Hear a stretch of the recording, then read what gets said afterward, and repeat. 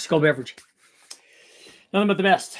Yeah, we're live. It is 6:52, a little bit early. Tonight we are going to talk about the thumbnail that I have up is a big block Chevy, not just any big block Chevy. It's a Gen 6 big block Chevy, and it's a test I did with the factory intake manifold.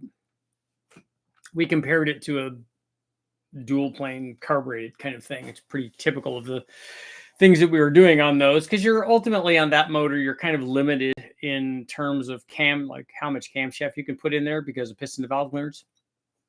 So the camshafts that you could put in there, given its displacement and given the duration that you can get, that you can play around with the available piston to valve clearance, you're kind of limited in the RPM range, excuse me, that thing would run, and the effective power output. The question that I get a lot, and this is not just with this big block, this is the same thing happens with the LS. Like if you look at the truck manifold or Trailblazer SS, a small block Ford GT40 or whatever, you know, a Dodge, the Kegger manifold. The question I get a lot is, well, how much power can I make with that? So how much power can I make with whatever the thing is? In the case of the big block, it's that Gen 6, intake manifold. Gen 6 intake manifold. How much power can I make?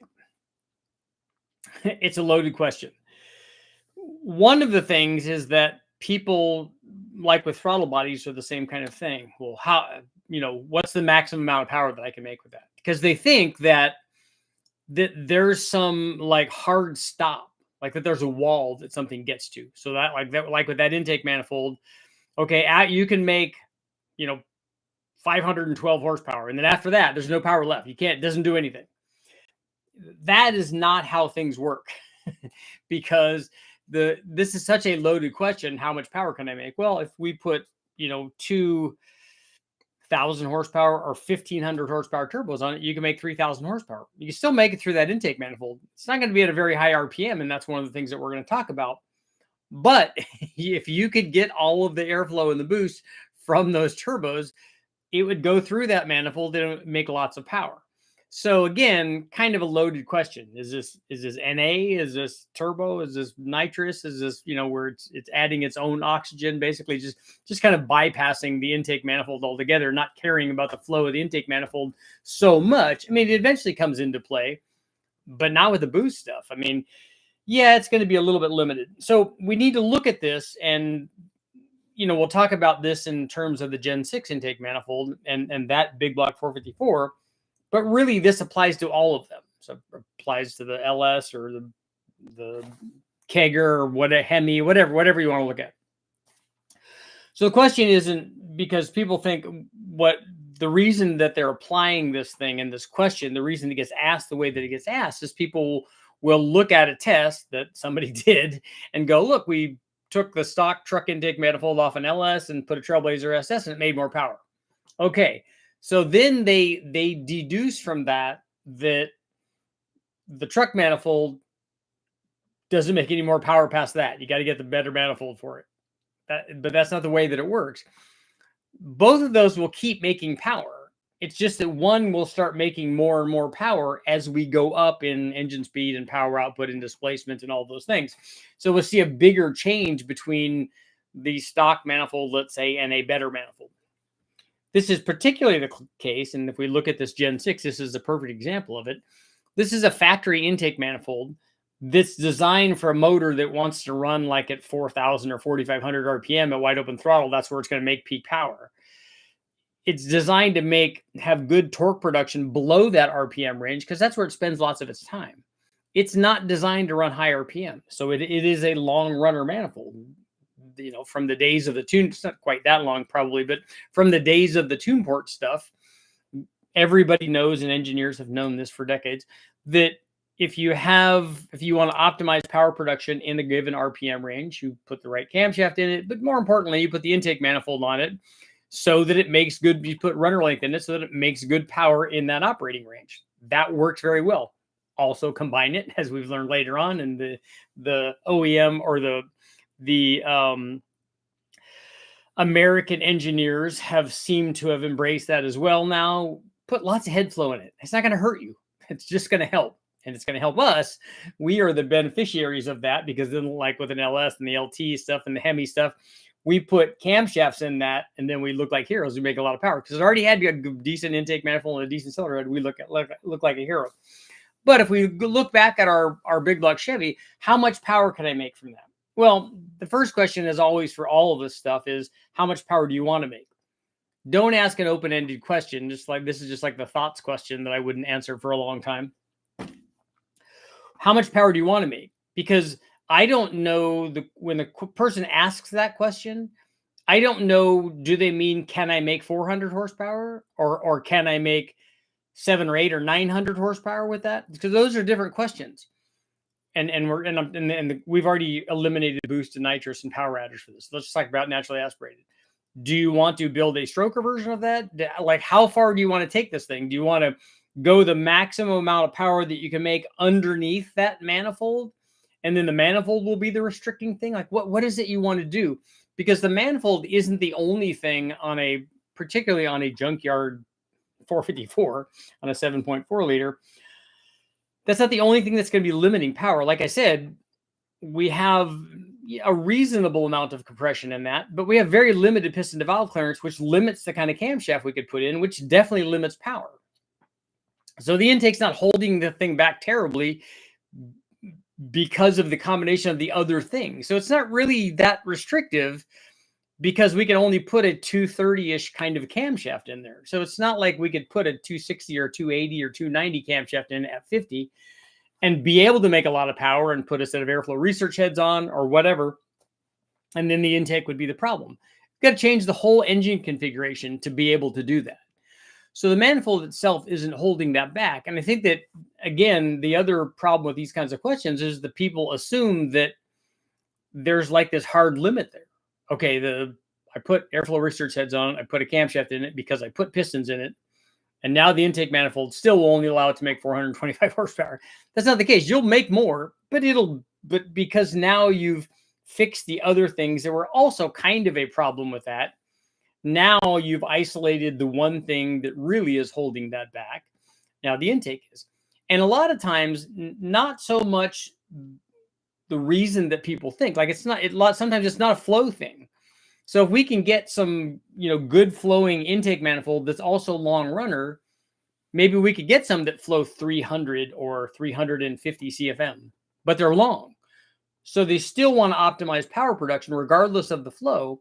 They want to optimize power production low in the RPM range. That itself, even though we have the flow, and flow makes power, the effective operating range is going to be determined by the runner length. And so it's only going to want to make power, like our tune port example, or like a 5-liter Ford example, anything with these long runner manifolds, it's only going to make power up to a certain RPM. That will limit horsepower production because it's wanting to make peak power at 5,000 or 5,500 and not 6,500 or 7,500, which is where we'll make lots of power. So if we shorten the runner length and don't change it, don't do anything to the flow, we still have 300 or 350 CFM of the intake manifold, but shorten it, now we can make power at a much higher engine speed. And so people often confuse that. Well, it doesn't flow enough. Well, no, it's not the flow that's limiting it. On this intake manifold, that might be the case. I haven't put one on a flow bench to see where that limitation is, and then to see where that limitation is relative to those factory, and they're not peanut ports, they're actually standard oval port heads on that big block Chevy on the later on the Gen 6. Gen 5 is peanut port, but Gen 6 is a standard oval port, very small chamber, 102 cc's, which is great. It's a factory hydraulic roller. Again, that's also great. So it's a good combination. And really what I think somebody should do is just put another lid on top of that thing, get rid of the upper runners, and then put 2 stacks on it. And then you got a short runner thing. And then maybe you could make even more power. Well, you could make more power because you'd be happening at a higher engine speed. And you might also improve the flow rate a little bit. And then you could also get rid of the stock throttle body size too, which, at some point could become a restriction. But oftentimes the intake manifold is not limiting it because of flow. I've done lots of tests where the flow rate is the same or even better with the longer runner manifold, but it still makes less peak power because of this reflected wave and inertial ram and Helmholtz resonance and all the things that are affecting the design of the intake manifold and ultimately the power output, because we have those forms of enhanced charge filling that have nothing to do with the, just the piston moving down and drawing air in of its own accord. It's not a flow thing. It's a cylinder supercharging thing from these pressure waves. And so if you can get those to happen at the right time, and we can tailor that also with the camshaft, if we get that to happen at the right time, we can make power at a higher engine speed. And so let's say that theoretically you were making the same amount of torque, but now you're carrying that torque curve another 1,000 RPM. You're going to make a lot more power. so we could keep torque production the same, but have it happen later, then we can have a lot more power. And so, is the manifold restrictive? It's not. And I get into that conversation a lot with people. Well, does it not flow enough? No, that might not be it. I mean, it might be it. We'd have to flow it to see what's going on. It might be restricting it in two ways. It could be it doesn't flow enough. It doesn't flow as much as the heads, or doesn't flow enough to support the power level that you're trying to get to. But also it could be wanting to do it at an engine speed that's not conducive to you making the power number that you want. It might be very conducive to you making a torque number where you would want it for towing, because that's what it was designed for, but not so much for 6,500 or 7,500, like Let's Party deal. That's not going to happen with these long runner manifolds, because they just won't do that. Let's see what you guys got going on. Cheers. Frosty cold beverage.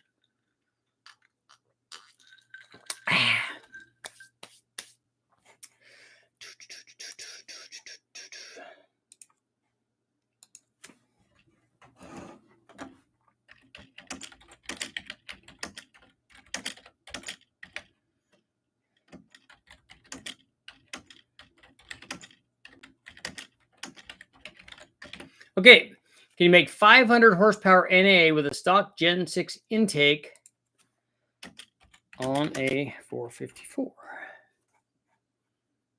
Let's see. Let's see what people think. Let's see where we are. Good evening, everybody. Studying for the trig final tomorrow. Good luck. All the horsepower, please. All of them, both of them horses and both of the powers. High five. Best intake manifold for boosted LS3. What RPM range do you want to run in?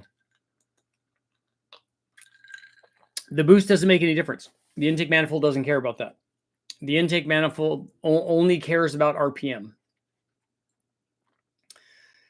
Built 5.3, forged bottom end, stage 2 BTR, ported heads, 4L80. Should I go Torque Storm supercharger or on 3 7875 single turbo kit? It's going to be my daily tuned on 93. Well, the turbo will make a lot more average power. So if that tells you anything. Actually made a live feed. Nice, Michael. Welcome. Not sure how much horsepower I'm going to make, just looking for fun. Yeah, it will be fun. Yeah, 93 will be your limiting thing, because you'll have to take timing out of it to run pump gas. Mid-8s, 3,500, small buck forward, 871 blower. What is your question, Matt?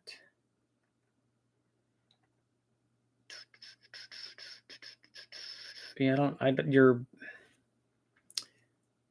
your other message was retracted, Matt, so I don't know what your question is.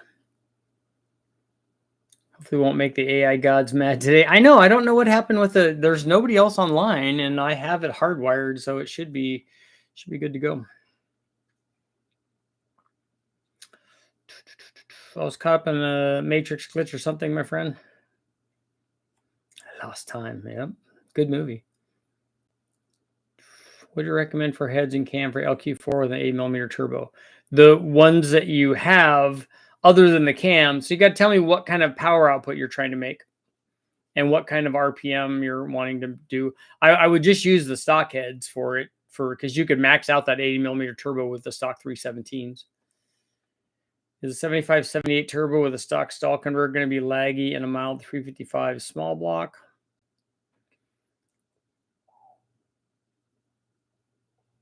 Is it a 78, 75 or a 75, 78? And how much power are you trying to make with it?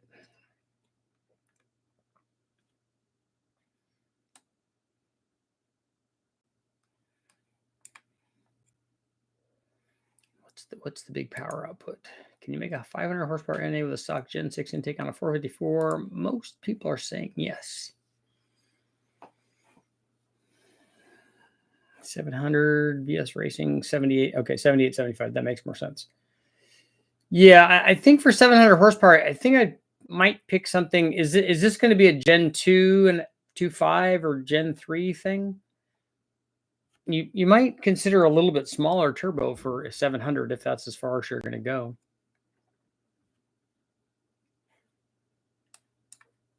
Byron does good stuff over there. I think you'll probably be happy with that.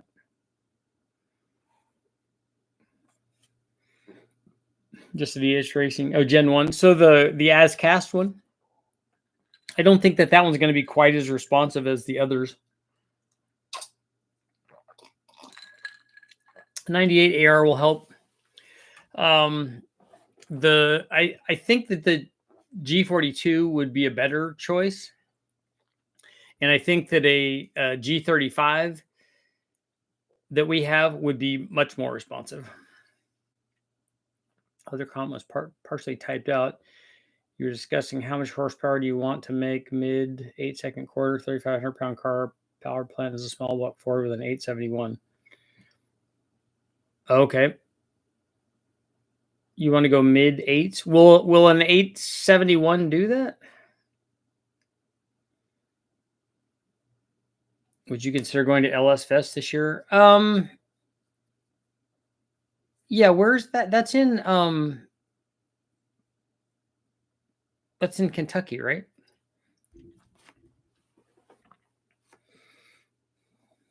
Jimmy and I could go there and walk around. Bowling Green, yeah. I've been there before, but it was the last time I went is awful rainy.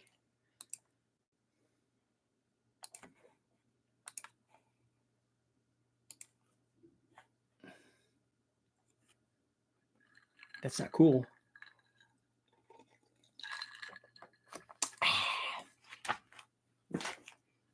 Beverage. I'm going to see how much horsepower my 4L60 can take with a servo upgrade. You got the Corvette servo. What temp should I set my ECU to when I change my head and cam on my LS1 Trick Flow 220 and 228 mild cam? What should the temp be at idle?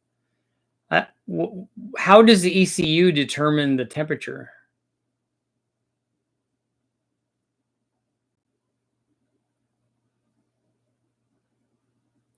Are you talking about when it should switch the fans on?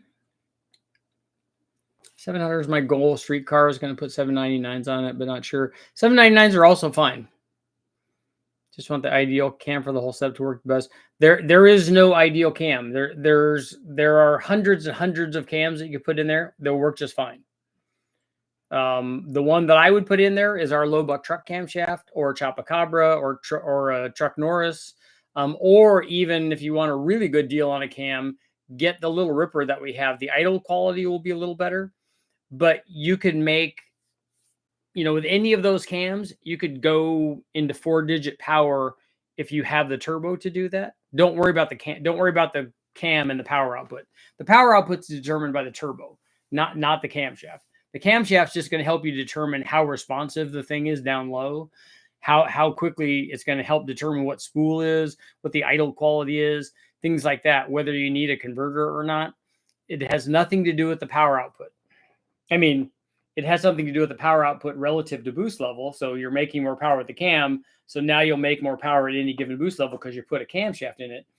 But none of it is going to stop you from making 7 or 8 or 9 or 1,000 horsepower if the turbo will support that. In your video yesterday, you touched on having too big of a valve spring. My cam lift is 580. My springs are 660. Is that too much? I would not run that. I would put a smaller spring on it. It will work. It's just harder on everything, and also allows the spring to move around more. You might do it and not have any problems, but more spring is not better. A 660 spring is not better than a 625 spring or a 600 spring on your application. So going back through some of your videos, your comments you made with a 4-speed Vortec. Are you asking about a stock one? A stock one is going to be about 200 horsepower, between 200 and 225 probably. Killed my air compressor the other day. Has some serious rod knock now. It's aware of the duty cycle porting my intake. Uh-oh. When it switches the fans on. You could just pick whatever number you want. The factory stuff turns them on, especially if it's a dual fan, turns on the secondary fan very, very late. What you'll find is if the fans are noisy, you'll want to turn them on, at different times to have them not switch on and off all the time. But I would rather have my motor run cool. The exception to that is when I'm cruising on the freeway, you don't want them to come on. They shouldn't come on because things should stay at temperature while you have vehicle speed. But if you run it hotter, it gets better mileage.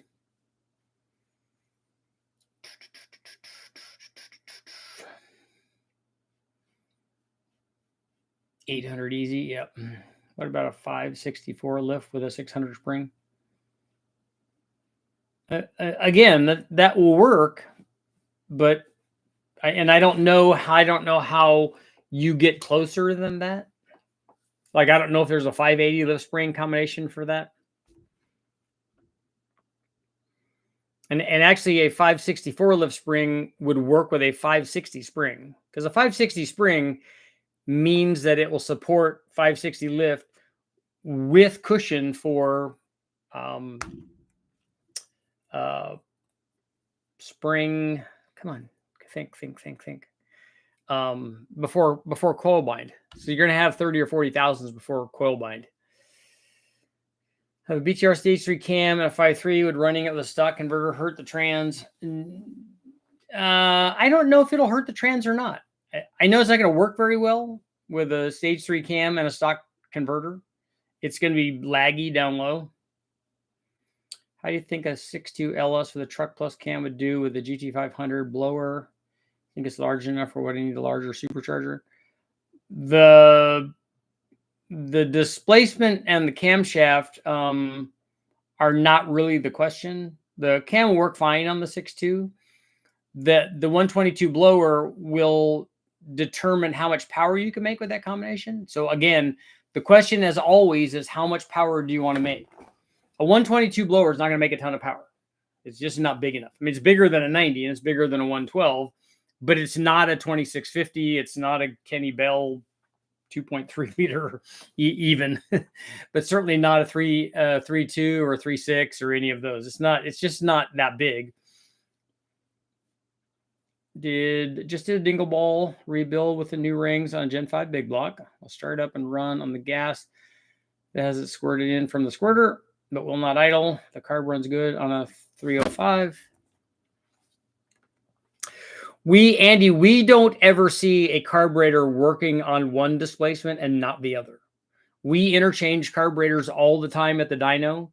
And a carburetor, when we take it off of a big block, goes right on to a small block, even a milder one or a wilder one, whatever, goes right on, starts up, runs, idles, takes full throttle. You may need to jet it or adjust it to optimize it for air fuel, primary and secondary or whatever. But we don't ever get a situation where it doesn't run. So if it doesn't run, something's wrong. Throttle response is really delayed. Well, you could look at, if you're not doing this, like we just go to wide open throttle on the dyno. So you could look at squirters and cams, not the cam inside the motor, but the cam on the throttle body.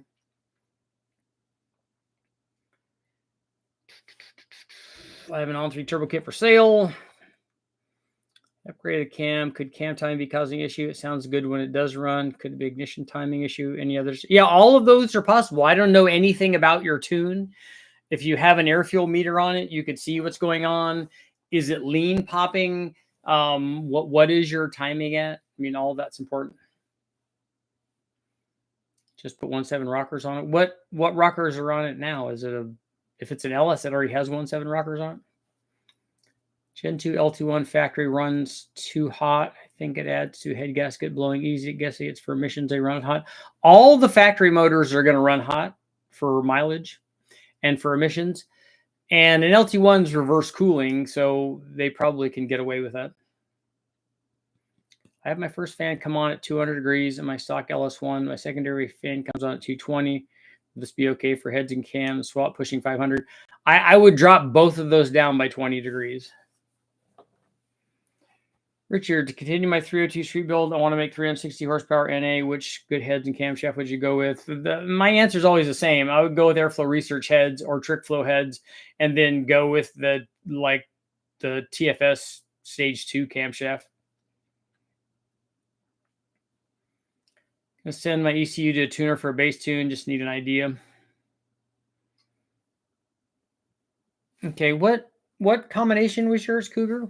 We probably can do that. Small block Ford 1.6. Oh, small block Ford. Okay. 11R 190 heads. Yeah, those are good heads.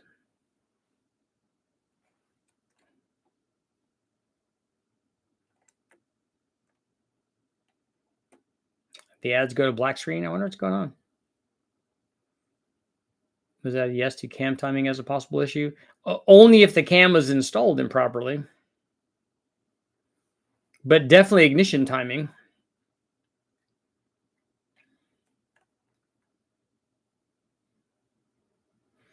Check your squirters. Check to make sure that they're working. When you give it throttle, when you give it a quick throttle, you can just look at it, looking over into the carburetor. Are the squirters working? LS6 block 220 cc trick flow heads, 228 230 cam, LS6 intake manifold. Okay. The advertising keeps going black screen and locks up. Wonder what the heck's going on.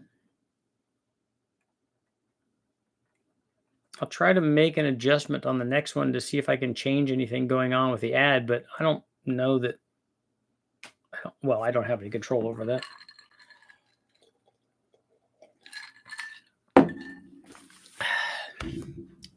Can we donate to make them go away?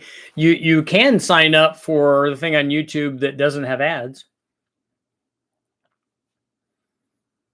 Best CFI system for boost to retrofit on early TPI, now mini RAM. Almost all of the other aftermarket ECUs, like the Holly, works really good. We've run that a lot on small block Chevys. With a mini RAM, any of those will get you what you want to go. Just put a multi-bar map sensor on it and add boost to it. It'll be fine. What would be the ideal compression ratio to run on pump gas? 93 on a 302 for 360 horsepower. I think aluminum headed 302 could be between 9.5 and 10 to 1 and not have any problem on pump gas. I know every cam is a blower cam. I just did this custom grind for a 6.2 L86, so a direct injection motor, 218, 236, 119. It sounds like a positive displacement blower cam. It's going to be soft down low, but that's okay. 1,200 horsepower is a goal. Shouldn't be too difficult, that setup. With an 871, is it a stripped one? Is it a race blower? That seems like it's going to be a lot of. Is it? And I'm hoping it's also intercooled. Is it on? Is it on methanol or E85 or something? Because I would think that the boost is going to be fairly high on an 871 on that combination to get that power level. Mike, well, that doesn't pay you. I know, but that's fine. It doesn't matter. Have you ever tested the LS3 Victor Jr.? Yes, I have. It's up on the LS3 intake manifold test. The Victor Jr., the Super Victor, both the 4150 and the 4500 manifolds are up there. Bench press or dumbbells? Both of those work. I think that the dumbbells probably would be a little bit better and allow you to isolate, but it depends on what you're wanting to do. Are you wanting to get strong or are you just wanting size? Gen 3 Coyote is King Daddy. Add 17 to 19 pounds of boost, 1,000 sealed engine. I'm a fan of the Coyotes, but they're not better than everything else. They don't have nearly enough displacement, and they're big and wide, and and everybody's afraid to put cams in them. I'm having a 408 Cleveland built for my 91 Mustang 5-speed. Anything I'm going to need to do before I drop it in? Is the on a Cleveland block, is the are the motor mounts the same as they are on a Windsor? I don't know about that. The Cleveland block shouldn't be. It's going to be bigger than a 3.0. It's a 9.2 deck, right? So do you have hood clearance issues?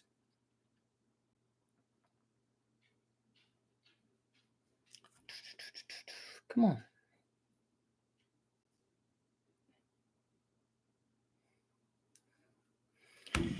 I don't know. I was planning on selling a comp cam 624, 239, 255, and an L92. 239, 255. You're definitely gonna have to measure that. Definitely.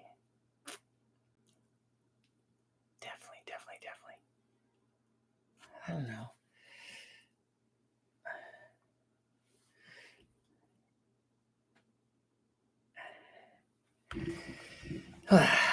You have a cowl hood? Okay, that's good. Okay, I'm going shopping for another. I already tried one other camera, but I'm definitely getting another one. This one's frustrating. Yeah, 239 at 50 on the intake is definitely in danger zone. Okay, let's see what we got. Okay, there we go. Do you get rid of the autofocus? I can't turn it off. I did get another camera that was a manual focus, but then the camera was no good. And I can't shut off the autofocus electronically, basically. A set of blueprint heads for 302, 5/16 pedestal mount rockers. I want to convert them to 7/16. Do you know how much needs to be milled off the pedestal bosses? I don't have any idea. You'd have to math that out. Kill the light from above, put lights from below.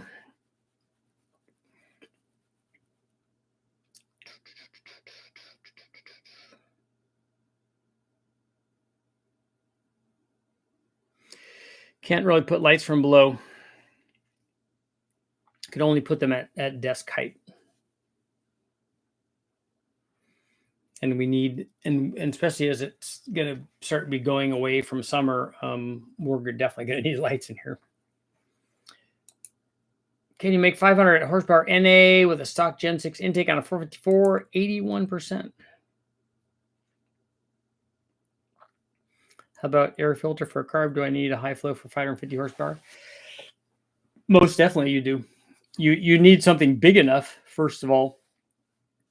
Something that has enough surface area to not be restrictive. When I did Engine Masters, because it was required that we had to run an air filter, we did a lot of air filter testing to find out what worked. Mostly less so of the filters themselves, because we were not regulated by what we could do there. We could make them as big as we wanted, I think. If I remember the tool, if I remember the maybe we were regulated because we had to run a drop base, and that worked out good because the drop base that we picked, and I think we had to get it. I think the one we got was like from Canada or something, and that one turned out to be the best power on the dyno. Phytech plus a torque storm on a Mini Ram 3 on ethanol. I don't think Richard's tested that. No, I have run a torque storm on a small block Chevy, probably also on a 383 on E85. So maybe Richard has tested that, but not on a Phytech though. But if the Phytech can give us the right air, fuel, and timing, that doesn't matter. I just have not run testing on Phytech stuff. I think that the guys have at West Tech though. I think that they've tried it. It's a glare from light above reflecting. I also have that same issue.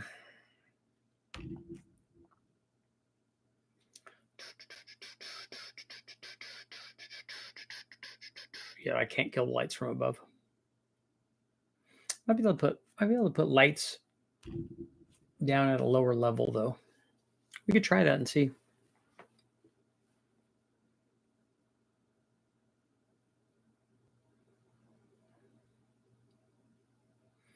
I think I've worn a hat before and had that same issue.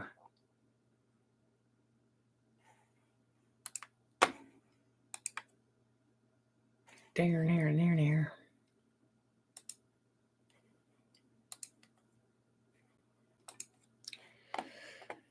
Found the problem with my truck. Battery junction box was melted. That's not good. Diffuser over the light. Yeah, I might be able to do that. After 12 years, why no Coyote aftermarket head? I don't know how big. I don't think that market is very big. So don't. And I think that for guys to make an aftermarket 4-valve head is an expensive proposition. And a ported Coyote head is probably pretty good.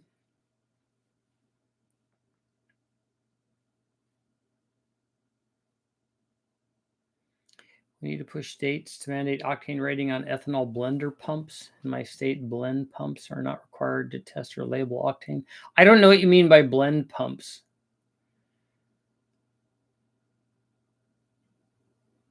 Would the engine run with 90 or 180 degrees off? It might run, but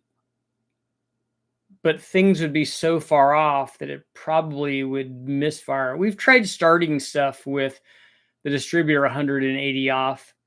Usually it's just misfiring. I'm curious what trans did or did you run in the Fox body? Always got by with the stock T5. That's all I ever ran in my Mustang was the original factory T5, the one that came in the car. Isn't the Coyote head already really good? It is, but a ported version of it is even better. What do you do after buying an engine from the junkyard and what's necessary to do and what's not? For me, I take it from the wrecking yard. Sometimes we'll clean it externally.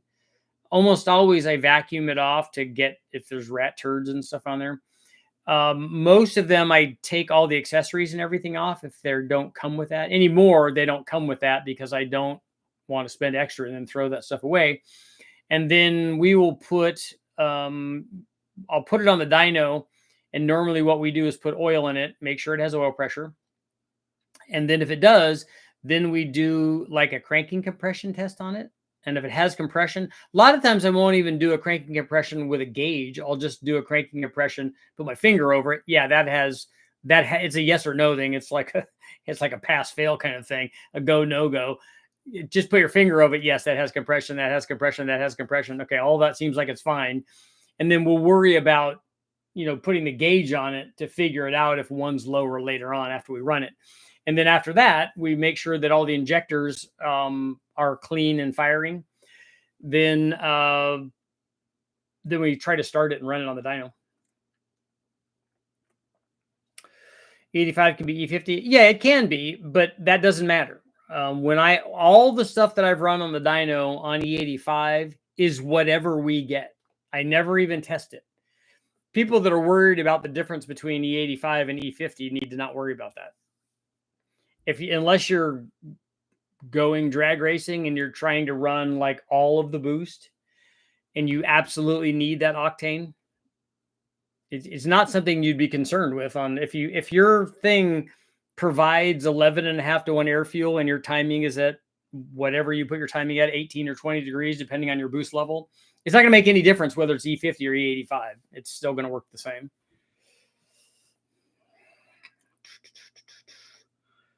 Why was the test on SE, SAE, and ISO flare so hard today? That you did the test on those? I know, but you want stuff to be hard. You want to know stuff and be able to do stuff that other people can't do. Did the stock Coyote heads outflow all the stock LS heads? I don't know if they do or not. I don't know what the flow rate is on a stock Coyote head, and it makes a difference on whether it's a Gen 1 or Gen 2 or Gen 3. And then I don't know how they flow compared to like an LS3 head or an LS. I doubt that they flow more than an LS7 head. And I don't know how about the LT stuff. Richard, what are all the shows you're in for to keep being surprised to see you? That's great. I've been in a few of them. Ran 69. I'm sure that's Olds 350 Rocket, 180 out for 6 months. Ran just fine. Not as good as when they fixed it. I don't know how you would drive it around if the distributor is 180 degrees out. Will a budget set of aftermarket heads and a mild cam make anything close to 500 horsepower on a Gen 6? Yes. 425 is about what it does with a cam and a dual plane. And then we put Brodex heads on one of them. But I don't think it got to 500 though.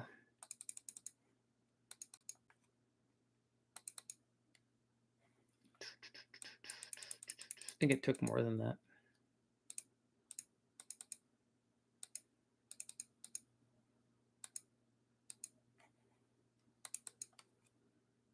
Yeah, I think we had to do a bunch of stuff to get.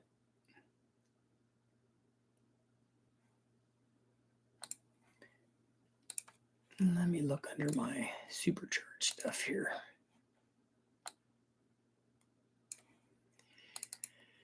Big block Chevy.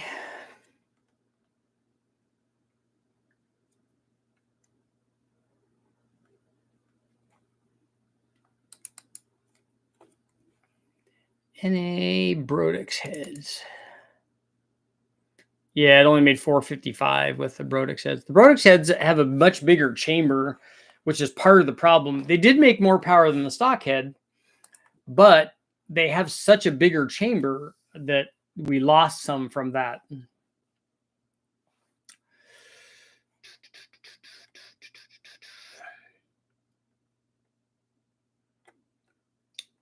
The 4 engines I've messed with, this is the first I've had issues with. Would there be any benefit to reusing E85 instead of water meth? E85 would definitely make more power than water methanol. To test the alcohol content in the gas, anyone with a 205 to 207 Silverado knows front brake pads wearing out within 6 months. Drum trucks. Your favorite personal big buck generation? I don't have those. Some people may. I don't have that. The ones that I get from the wrecking yard are usually Gen 6s, only because the Gen 5 is a flat tappet cam. The Gen 6 is a hydraulic roller, which we will have fewer problems with if we're doing testing with. They're both going to be 4-bolt mains. You don't see a lot of the Mark IV stuff there anymore, but lots of the Gen 6 stuff. If I kept the VVT on an LY6 engine, or is it going to create issues? You can, as long as you have the computer on the harness and everything to run it. Happy with 93 alcohol-free gas rep to the street. Maybe go to R85. Use the same air fuel for gas and E85. What type of fuel ratio gauge are you using? Yes, we use a lambda meter. DOD delete is must. VVT is oil and electronically driven. Have you found benefits of upgrading the harmonic damper? When would you consider it outside of racing rules?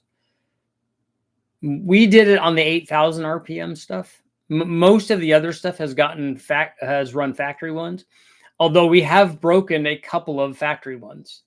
I don't know if, because we're doing wrecking yard motors, I have no idea what their history was. And obviously a truck damper was not designed with its harmonics to dampen the needs of a 6 or 7 or more than 7,000 RPM, 8,000 RPM motor. It was not designed for that.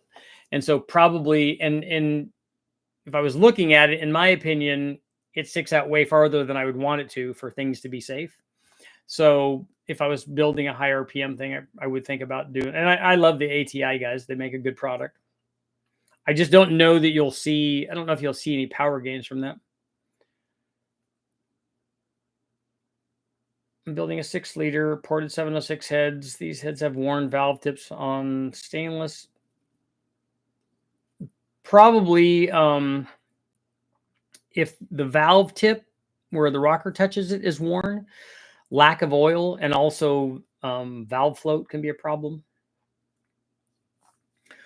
What's a safe RPM for an L77 6-liter with a DOD delete and a red hot cam for drifting high RPM all the time? I don't know, because that's not the things that you're discussing there have nothing to do with RPM. The RPM is for drifting is going to be probably more likely related to the oiling system. That has to be critical. And then how high are you wanting to make power? A BTR red hot cam in a 6-liter is not a high RPM cam. I mean, that thing's only a 220 cam or something. It's not very a 221 cam. It's not a very high RPM cam. You shouldn't be trying to run that to 8,000 RPM because it's not making power there. New aftermarket truck dampener designed for higher revs. Yeah, and ATI does have a truck version of their damper. Any application where a supercharger is better than a turbo? Do you like the way that it looks better? And a supercharger would have more immediate boost, a positive displacement supercharger, not a centrifugal. A positive displacement supercharger would have more immediate boosts. So if you have a situation where you want that, then yes, it would do that. A 2650 or some twin screw Kenny Bell or Whipple or those kinds of things would be better for that if that's what you want. Also, a centrifugal blower, the ProCharger, Vortec kind of stuff for applications where like the drag and drive guys or the no prep guys, where they build way too much power with turbo stuff or nitro stuff or whatever, and they have to take power away from it. A centrifugal blower works fairly well for traction limited situations like that. 6,000 or 7,000 RPM depends on your springs. Richard, how do you read timing on a spark plug in depth, please? We would take way too much time to go over that. There's lots of stuff online on how to read a plug. There's really, really good stuff. They show you, and it'd be way better than me explaining it. They show you how to read the ground strap. They show you what to look for, how to read all of that stuff. I don't read plugs. I let the lambda meter tell me that. And then we know from lots and lots of experience where to put the timing on it. I don't ever go in and even check a ground strap anymore. Found out today that TrickFlow Heads no longer makes a 21-degree head for Gen 2 LT engines. Said that was the only small chamber around. Back to ported stock ones. How much horsepower can an LY6 reach NA? How much power do you want to make? Let's talk about that. BTR, Guatney, Michigan all have drift-specific cams. Can only imagine a hybrid charger. I have very strong springs and a large cam. I'm going to roller tip rockers. I go with a shaft mount setup or something like comp cams rockers or stud sufficient street strip. I don't know why you're even doing that for a street strip. The factory, if you have an LS, the factory stuff is already really good for the RPM range that you're running. But if you want to do that, BTR has a shaft setup if that's going to make you feel better.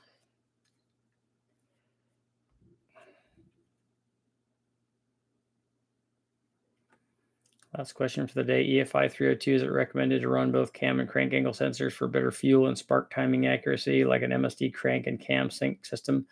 No, you don't have to worry about that. On very, very rarely do we, unless I'm doing a specific test, when we run all of this stuff on the engine dyno, very rarely do I run it sequential. It's almost always batch. And even a factory 5-liter Ford does not run sequential all the way up through the RPM range. They only did it under, I think, up to about 3,000 or something, if I remember right. And then they go to batch. So it's not something you worry about. You don't have to worry if your spark timing is, you know, to the decimal point, a tenth of a degree different from what it's saying that it is, you don't have to worry about any of that. That's not a concern. I want to reach 700 horsepower on an LY6. You certainly can do that out of a 6-liter motor. It'd be a lot of power, but there are certainly heads that flow that much to support that. It's going to take everything, though. It's going to take a lot of RPM, a very big camshaft, a dry sump, a big, you know, a big camshaft, a short runner intake manifold, all that stuff. So if you want to do that, you can. It's going to be really expensive. It's going to be way more than a turbo that would make 2 or 3 times that power. When are you going to boost the Ameribera? That's not going to get 30 pounds. Ported 706 heads on a 6-liter. Okay. Turbo or super will get you there. Are the new 220 small block Ford heads better than the 225 heads? I don't know. I don't have any details on the 220 heads. I had very worn valve tips from the factory rockers, assuming my springs are too strong, causing deflection. I don't know that you could have enough spring rate to cause that. I would think it's some other problem. Do you have solid lifters in this thing? Richard, I have a request. Can you please make a video on making 600 horsepower from a Gen 6 454 on a budget? You would just add boost to it. That's very easy. You do the same thing that you do to an LS.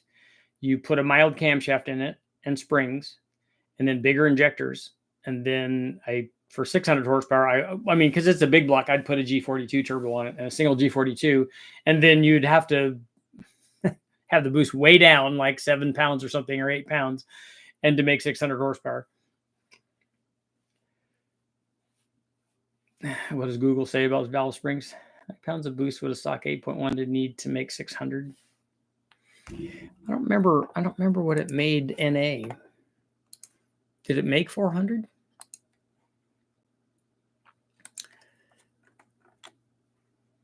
Let's see here. Big block Chevy turbo 8.1.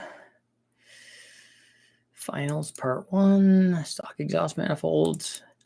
So with headers, it made 420 just stock. So 600 would be, I think when we did it was like 7 pounds or something. It's not very much.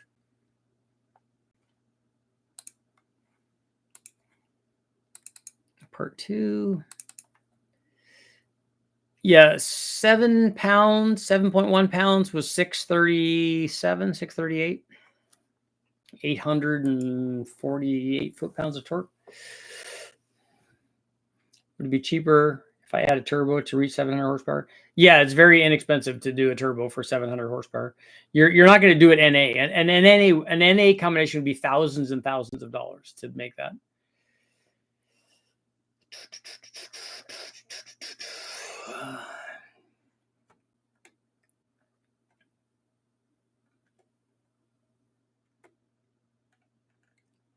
Clayton. I don't see your thing before this, Clayton, so I don't know what you're asking.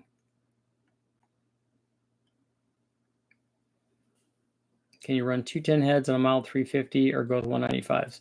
I would put 195s on it because since they already flow way more than you're making, there's no downside to that. And they have a lot of room to grow. I mean, with the 195s that are on the 372 that Westech has, I think that they've done 540 or 550 with that. Theirs is also 372. Worn tips, push rods could be an issue. Rocker bolts not torque stretched.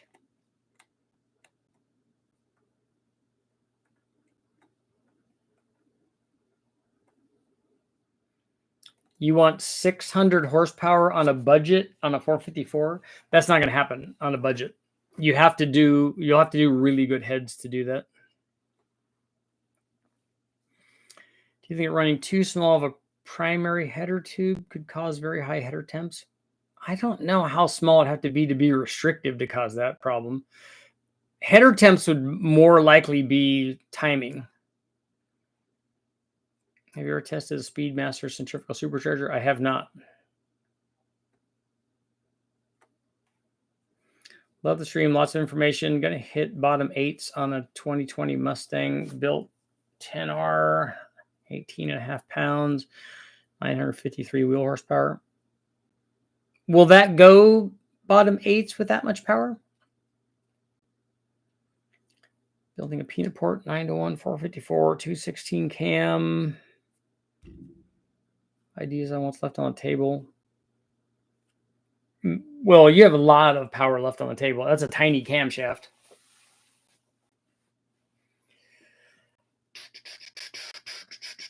And peanut port heads obviously are not going to make a ton of power. I mean, it should be fun, but it's not going to be a super powerful deal.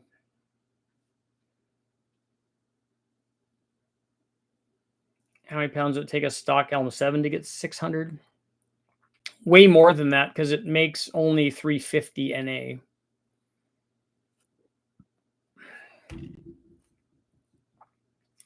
$243, $799 heads or rec ports for a turbo. Thought about doing a big bang on a Jeep motor. I would just like to run a Jeep motor. I never have.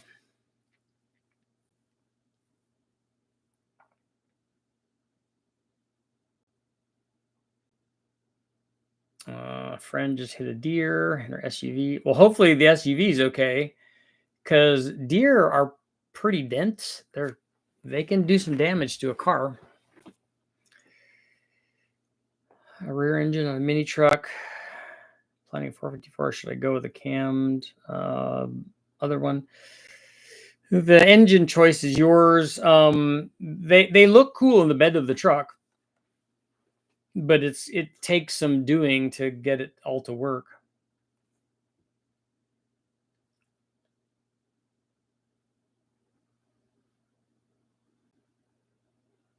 Do you think going to a smaller engine would be a misstep? For what? On what is your application? What are you trying to do? Scrolling back to see if you'd give me a heads up on that. What's your favorite Ford engine? I don't really have favorite engines. My favorite engine is always like the next thing that I get to test. There are some that I would like to test, like a like Gurney Westlake heads on a small block Ford, something like that would be cool. I got to ride in an RS200, which I would really like to have one of those. And it was a modified one. It was making like 700 or something. So it was pretty sporty. An Escort, like a Cosworth Escort, that kind of thing. Big bang on a rotary. I don't know. I just would like to run a rotary, and I'd like to run a turbo on a rotary.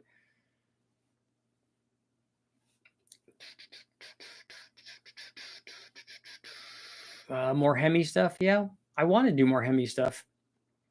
Brian's got Hemi cams now too. We need to do something with those.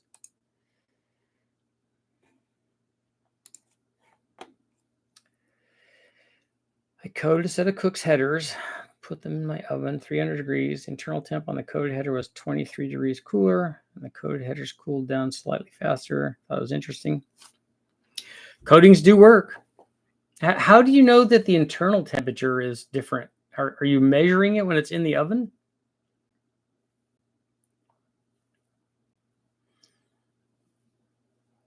Scottish, you have a rotary engine? Showing your age, Cosworth Escort. I remember those in the magazines. Yeah, that's not an age thing. I could talk about, P-51 Mustangs too. That doesn't mean that I ever drove one because I didn't. Richard, have you ever tried or experienced with the Comp LS valve covers with the oil squirters, and do they feel like a benefit or overkill? For what application? I've seen them. I've never tried them on anything. But they would be beneficial if your springs are not getting enough oiling. Then you could definitely use those. It's not something I would ever recommend for people that are putting the kind of motors that I put together. What would be effects of a very small cubic inch motor in a heavy vehicle like a 2.5 4-cylinder that makes 500 horsepower but is low on torque? It's going to feel sluggish.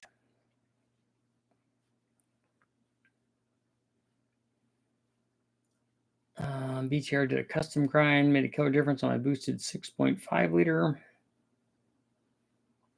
Twin cam head made the 2 liter sing better. Yeah, I really like the Merkur XR4 Ti, but I like the Cosworth version of that motor better than I like the 2.3 liter. I call it a Pinot motor. I know that the SVO guys and the Turbo T-Bird guys get mad at that, but that's what I call it. And so the turbo intercooled one is cool. We did a lot of testing with that, and that's fun. I've always wanted to run one of those on the engine dyno. I kept trying to get one on the dyno, but the 4-valve version of the motor would be cooler, though. What would you say to look at on my setup? LQ4, 243 heads, stage 1 high lift cam.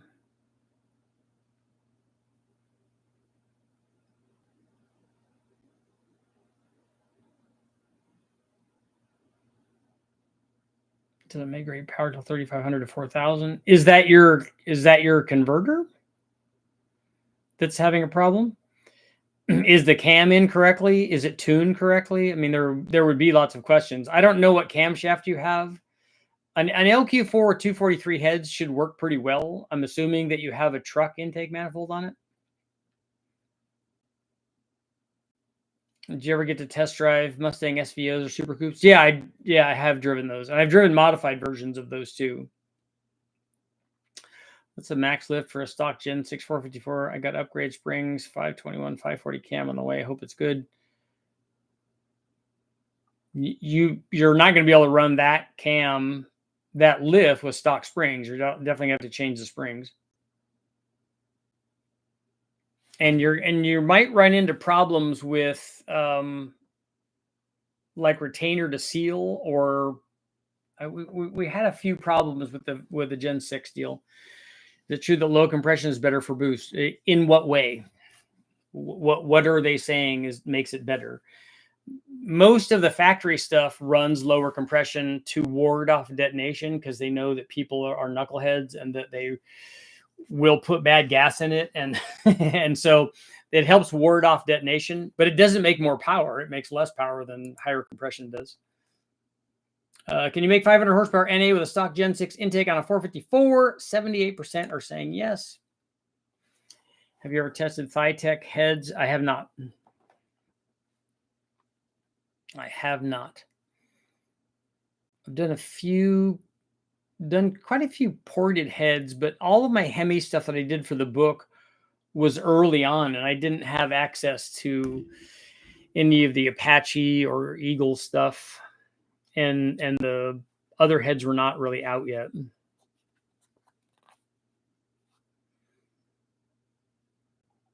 You can go a long way with ported stock Hemi heads because even the low man on the totem pole, like the 5.7 heads that we ran, the early 5.7 heads, which are the lowest flowing heads that they made, they still flowed pretty well, especially after we ported them.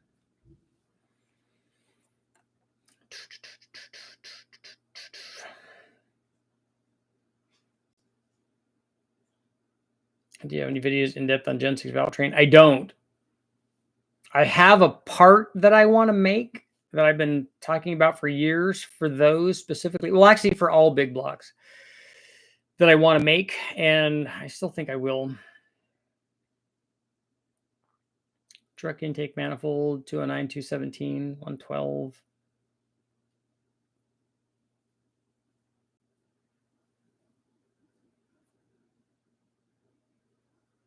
Yeah, that's a small cam. That should be pretty torquey. And if you have a truck intake manifold, that should be plenty torquey, especially since you have a 3,000 RPM stall.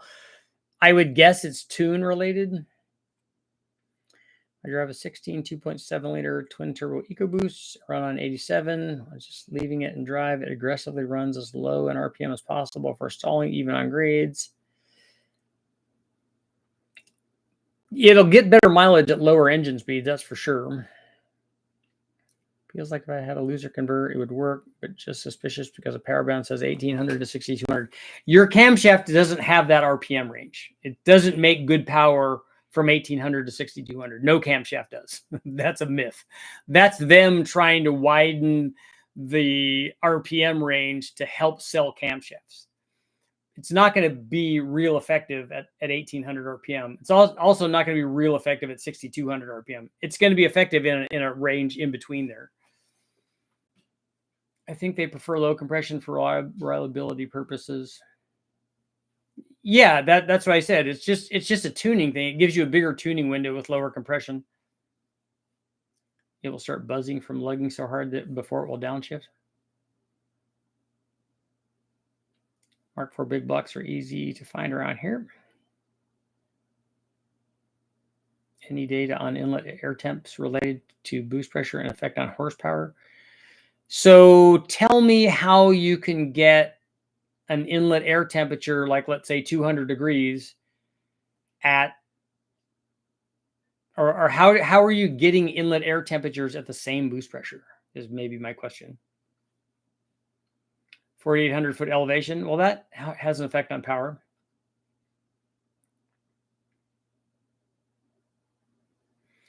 Twin Eatons on an LS, would that be silly? No, it would need two of them to make good power. A single one we got to 650, but we did it on a 530 or 40 horsepower NA motor, so it took a lot just to do that. But the blower will support that if you have a really, really good motor to start with. Makes me nervous. It's turned to run RPM like a naturally aspirated V8. That computer and direct injection chassis puts in some work to avoid killing that motor, even at 90 degrees outside. Are Lobot truck tunes still in the works? Yes.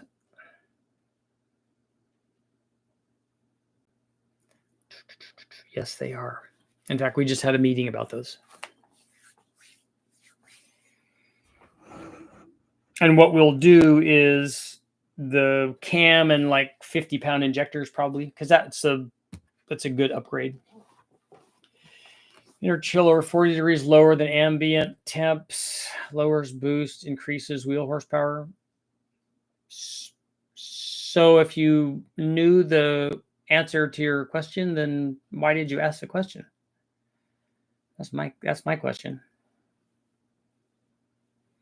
How much horsepower can the Elway 6 pistons and rods handle before needing an upgrade? We went to 1,543.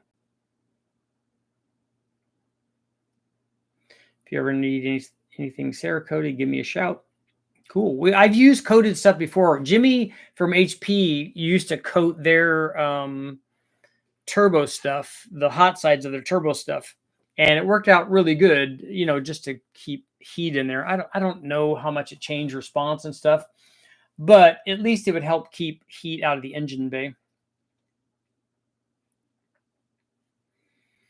Yeah, that's not something I'd recommend. We were doing a big bang on that motor trying to find out where it was, and we got there and we ran out of map sensor, and so we never hurt that motor. So it's still alive. That's not a good power level to be running at. But you don't have to worry about it. Like we had on a lot of those big bag motors, we had 70, 80, 90 runs over 1,000 horsepower. So they'll easily do that as long as you put ring gap in them. Have you seen David Vizard's theory on water injection? Yeah, I know David very well. I'm familiar.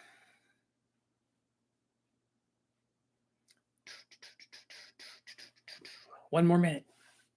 We're already over. We're already over time.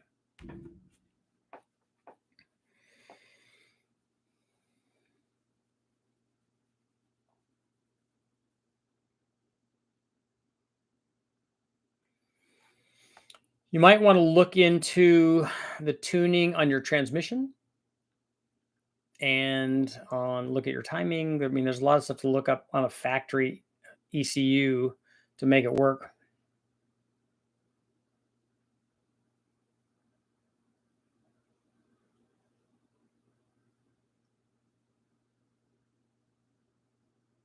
Well, I heard if I put ring gap before boosting, no, it will not.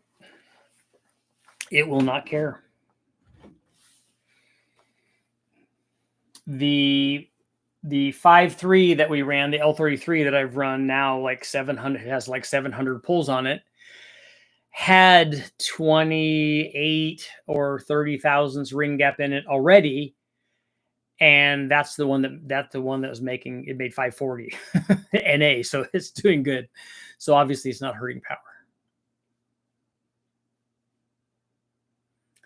243 head, 6-liter, 209 cam should be good. Yep. It's almost the same as what I want to do to my truck. Now that should be a fairly sporty combination. And he's got, I don't know what gears are in that thing. I don't know if you said what gears are in it, but it's got a 3,000 RPM stall converter. I mean, I would have gone with more camshaft with a 3,000 stall. Hey, dogs. They're in perimeter mode. Yeah, that should be a good combination. They're telling me it's time. There probably is a squirrel or cat related emergency going on outside that I don't know about. Aluminum carbon fiber drive shafts on Silverado. What's your thoughts? My thoughts are that we're going to upgrade the drive shaft on the Tahoe as part of the 4L80 upgrade. I don't know which way we're going to go, but we're definitely going to upgrade the drive shaft so that we don't pitch the drive shaft when we're doing runs or doing dyno testing. But on that note, I will see you guys all tomorrow.